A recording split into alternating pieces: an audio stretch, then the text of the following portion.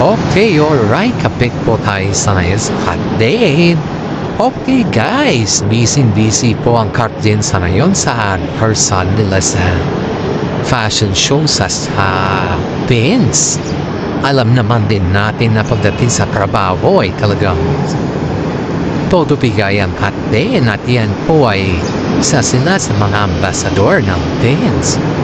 Ang dami nilang ambassador guys kaya tinipon-tipon po sila ng mga kanilang management dahil para sa ganon ay makita nila na ang Cut Din talaga ay nakafocus sa kanilang trabaho. Hindi naman limit sa ating kaalaman guys na ang Cut Din talaga ay pagdating sa trabaho ay talagang todo bigay sila at seryoso sila. Kaya ngayon guys is naglalakad po sila sa oras patungkol sa kanilang mga rehearsal kung paano kumanta at kung ano yung kanilang style sa pagrampa. Marami naman ang mga fans sa Manitsin po ang masaya dahil nakita na naman nila ang kanilang paborito sa buhay. Walang iba kundi ang Cut Din. Inahabang kasi nila ang pagrampa ng dalawa sa fashion show ng The Vince. Hindi lamang po yan guys. Sila din po ay inaapagan na naman ang kanilang bagong movie na kung saan ay may niluluto na naman na bagong movie sa dalawa. Hindi pa yan na publish guys kung anong klaseng movie yung kanilang gagawin dahil ayon dito sa ating mga legit na sources ay talagang inaapangan na at mayroon na talaga silang nilulutong bagong movie sa Cut Din. Kaya tayong mga fans ng guys ay aba-aba muna tayo dahil alam naman din natin sa kabila ng lahat nito ay alam natin sa kabila ng lahat nito guys ay tayo po ay suportado or napaka-loyal natin sa Cut Din. Kaya nga po guys yung sinasabi nila na si Alden na ay nagkikip up na kay Katrin Bernardo ay walang kapapahanan yun guys. Dahil sipin mo to yung mga time na silang dalawa po ay may mga oras sa isa't isa ay nagbabanding po mga yan, nagja-jogging at pumunta sa gym. Kaya nga po ang dami nagsasabi na saan kaya nila napulot yung mga issues na umiiwas na daw sa Alden kasi hindi sila namamatan ni Katrin Bernardo na magkasama sa mga shows or sa mga Instagram or sa mga post nila sa kanilang mga account. Hindi naman iyan yung para sa akin guys, hindi naman iyan yung sukatan sa pagmamahal kung nag-post ka man or kung ano man dyan ay hindi naman iyan yung sukatan. Ang sukatan talaga sa pagmamahal ay yung talagang protektado pa or yung maalaga ka at alam mo kahit malayo ka man sa kanya ay nandun pa rin yung respeto sa iyo bilang isang partner niya or katandem niya. Dahil ang pagmamahal po ay pag nire-respeto mo, may some decision ka at napaka-gentleman ka sa kanya, iyan po yung tinatawag na pagmamahal. Hindi po yung hindi ka kasama sa picture o wala kang update sa sockmate, wala na kayo, umiiwas ka na. Hindi po sa ganun guys. Kaya nga po, madaming mga netizen dito ang nagsasabi na porte daw hindi na sila magkasama sa sockmate ba sa picture sa mga Instagram ay hindi na daw sila umiiwas na daw sa atin. Pero that's not true guys. Walang ganun na basis. Yan ay ginagawa lamang po yung mga ibang tao yan dahil gusto lang nilang patunayan sa kanilang mga sarili na sila po ay gumagawa ng sarili ng balita tungkol sa Cut Din. Siguro guys ay namimiss lang nila yung palagi silang nagbabanding at may mga halong mga pictures sila sa Instagram. Pero as of now kasi guys, intindihin din natin sila kasi makaiba po sila ng network. May mga time din po na busy si Alden at may mga time din po na busy din si Katrin. Kaya may mga time din talaga na yung kasama nila lang, yung mga barkada nila lang yung nasa post nila. And of course, iniintindi natin yan dahil namakaiba sila ng management at saka network. At sa ngayon guys ay apektado yung mga Katniel sa kanilang dalawa dahil ang Katniel fans kasi sa ngayon guys ay pinipilit na inuugnay si Daniel kay Catherine. Siyempre, kahit na siguro pinipilit ng iugnay si Daniel kay Catherine guys ay alam naman natin yung katotohanan sa kanila. Hindi naman tayo bato or hindi naman tayo kung ano-ano lang dyan. Dahil isipin mo kung ganun yung gagawin natin sa kanila, di tayo din yung mawawala. Di ba? Mawalan tayo ng loyalty. Kaya tayo dito guys is huwag tayong maging abusado. Kung si Catherine Bernardo ay irespeto natin yung kanyang decision dahil si Catherine naman po siya po yung makipagsama or makisama sa dalawa, hindi po tayo. Kaya po yung mga Katniel dyan ay kahit anong sabihin ninyo or ibato ninyo sa Katniel ay wala nang impact yan kundi mag-iingay lang kayo sa sokmed hanggat gusto nyo kasi may batas naman tayo na free po ang opinion sa isa. Di po yan pinagbabawal kung kinakailangan mag-ingay kayo, di mag-ingay lang kayo, free lang po, huwag mo masyadong abusado. Ang daming mga netizen po ang nagsasabi na napakaswerte ng Captain sa ngayong taon na to dahil simulat sa hapon nabibigyan na po sila ng oportunidad na ini-embrace nila yung kanilang kaugnayan. Ini-embrace nila yung kanilang mga audience sa mga nakikita ng mga audience sa kanila. Even though aminin man nila or hindi, nandun na yung actual na panatsan. Concern po tayo sa Katniel dahil sa mga shoes pa lang nila guys ay may niluluto na sila. Ayon dito sa ating mga legit na sources ay patapusin daw muna yung kanilang movie at kung ano daw yung maging resulta ng kanilang movie ay gagawa ulit sila ng collaboration at yan po ay sobrang abang-abang na ng mga Captain fans dahil excited na naman tayo na makinig or mapanood silang dalawa na may collaboration. Diyan na actual po guys ay nararamdaman natin na comfortable ang isa't isa sa kanila. Comfortable din ang mga fans sa kanila at higit sa lahat ay mahal sila ng mga fans. Napapatunayan natin kasi dito guys na porke hindi na sila magkasama sa picture ay umiiwas na daw.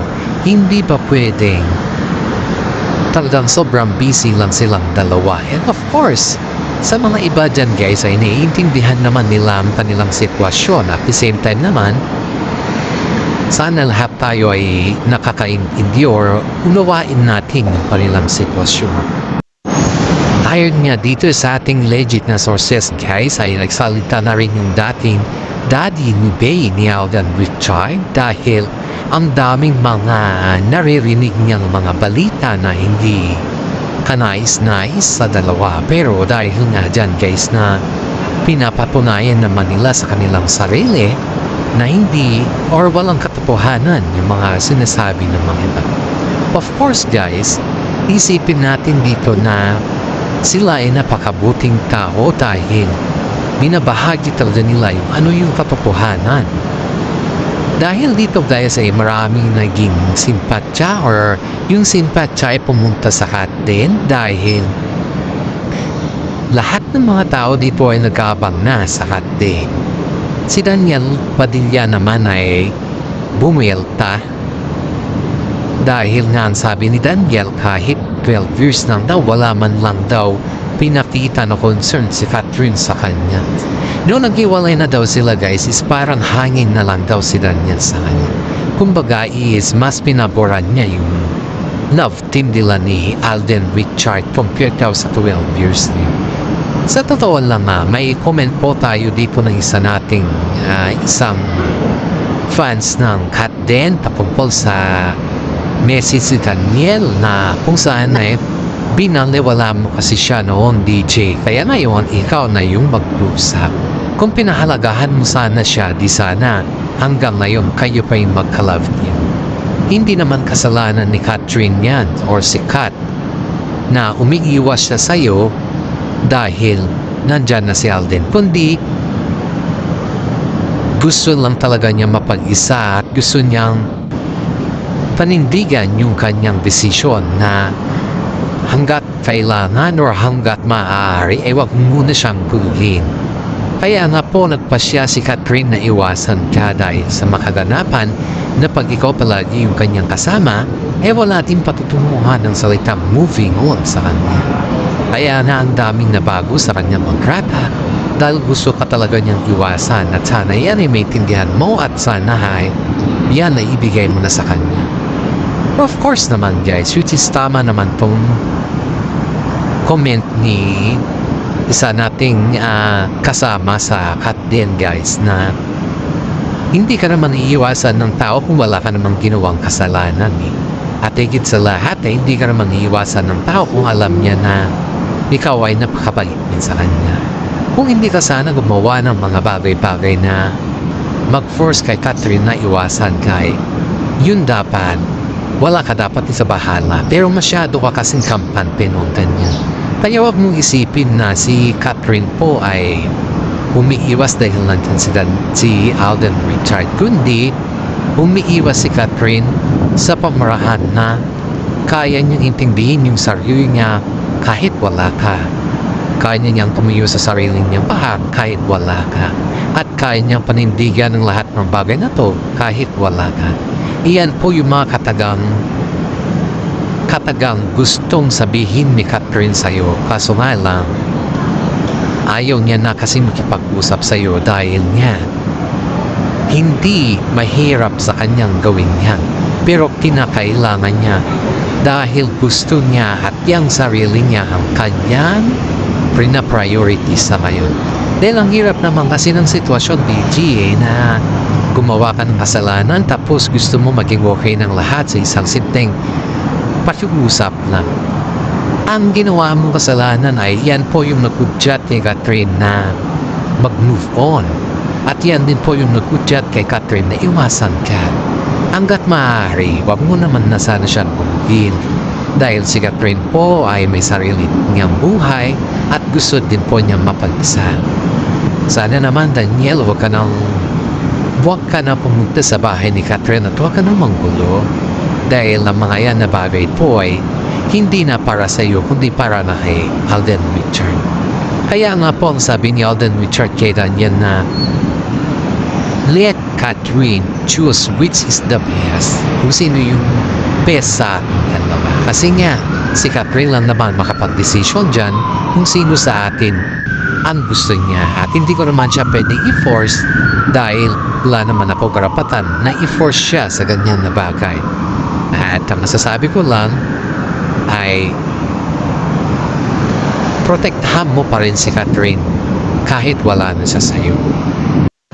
Ang paalala lang po ni Alden kay Daniel Padilla na hanggat maaari ay wag muna siyang manggulo dahil hindi naman sa paggugulo ang makakaayos sa lahat kundi may tamang panahon. There is always a time for everything.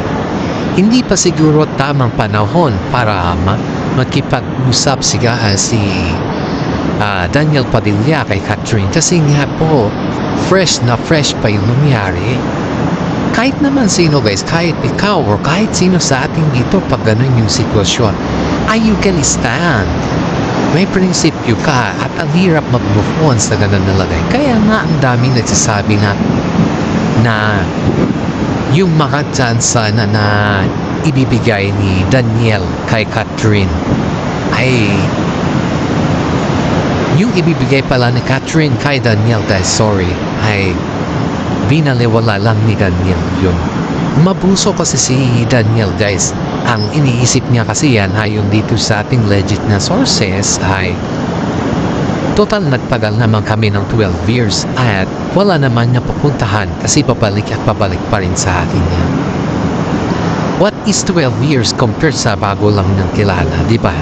Ako kilala niya na samantala yan si Alden Richard hindi pa niya kilala ng buong buo. Aba malay mo lang, baka hanggang lang yan sa shows at after na kanilang movie, wala na yan.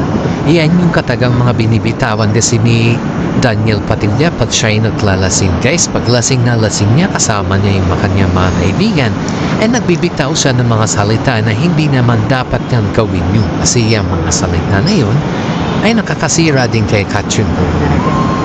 Pero hindi nga kasi iniintindi yun guys pag siya'y naglalasing na or lasing na. Halos panay ng bitaw niya ng salita, hindi niya alam na may mga kasama din siya na naging barkada ni Katrin na masyadong close din kay Katrin. Hindi niyan po iniisip guys kasi ang siniisip lang niya ngayon ay kung paano daw niya dalhin si Katrin. Ang hirap ng sitwasyon ni Katrin guys kasi kahit anong gawin naman ni